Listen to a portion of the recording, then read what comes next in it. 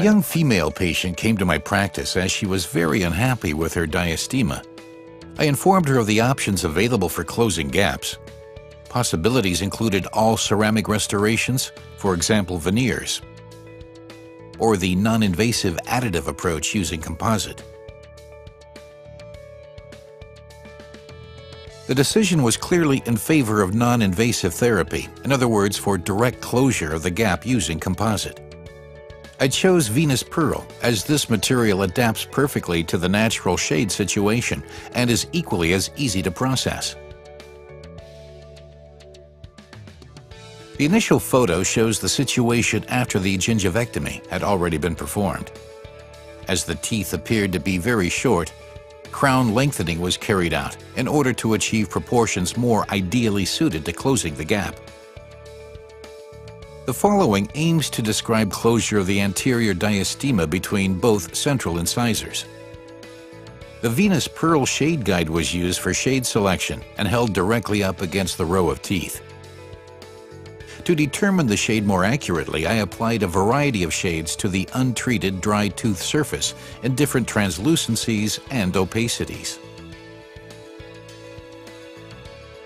I then light cured the material in order to be able to evaluate the final effect of the shade in each case.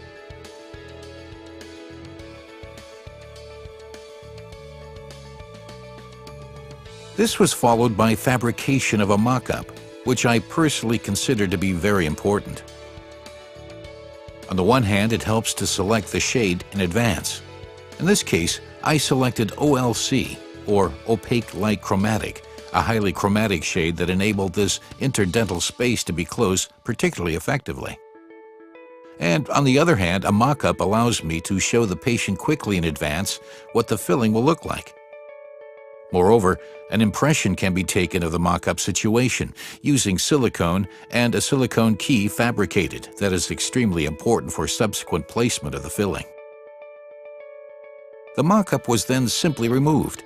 The silicone key, which had been cut to size, was now verified to ensure that it fitted and was seated correctly.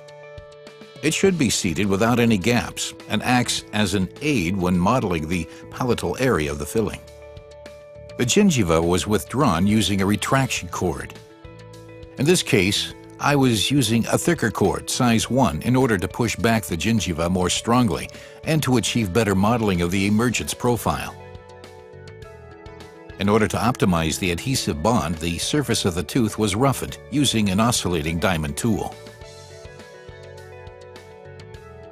The adjacent tooth was protected using Teflon tape and tooth 1-1 etched using I-bond etch. Ensure that the interdental areas are properly coated using the brush, including the slightly subgingival region up to the location of the retraction cord. I-bond etch must be left to act for 30 seconds and was then thoroughly rinsed off with water. I then applied the etch and rinse adhesive I-bond total etch and allowed it to act for 15 seconds. Air was blown onto the material until an even glossy surface was achieved.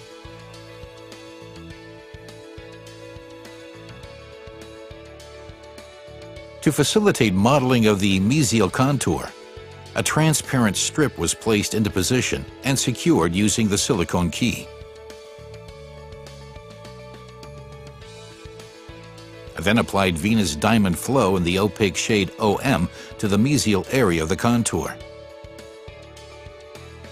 In order to optimize the gradient of the mesial contour, I adjusted the strip to the required position using tweezers. I cured this layer for 20 seconds. Once the basic morphological shape had been modeled, I applied Venus Pearl in shade OLC in order to obtain a chromatic layer.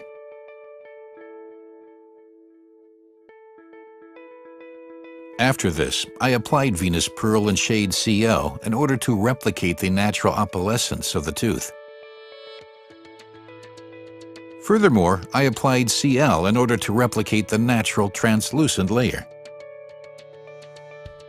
I verified the structure, specifically from a palatal perspective, in order to ensure a close fit in this area.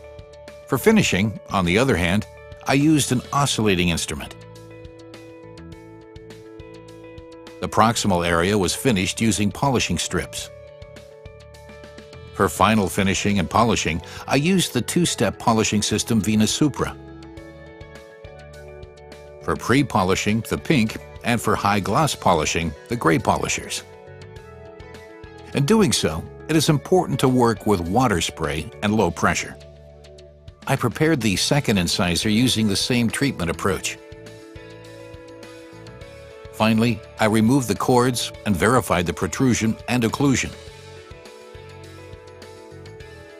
and completed final polishing using Venus Supra.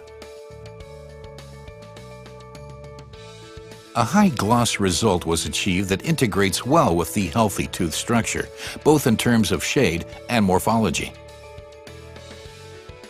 Once treatment had been completed, the patient was able to see herself for the first time. She was visibly impressed by the result, as so little effort had been required to achieve such a lovely outcome. It can thus be confirmed that with the Venus Pearl shade system and systematic layering, highly aesthetic results can be achieved.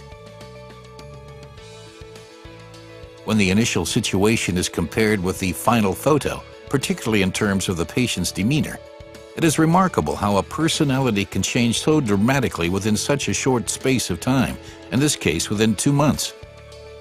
The patient now makes a more positive impression and has grown in confidence.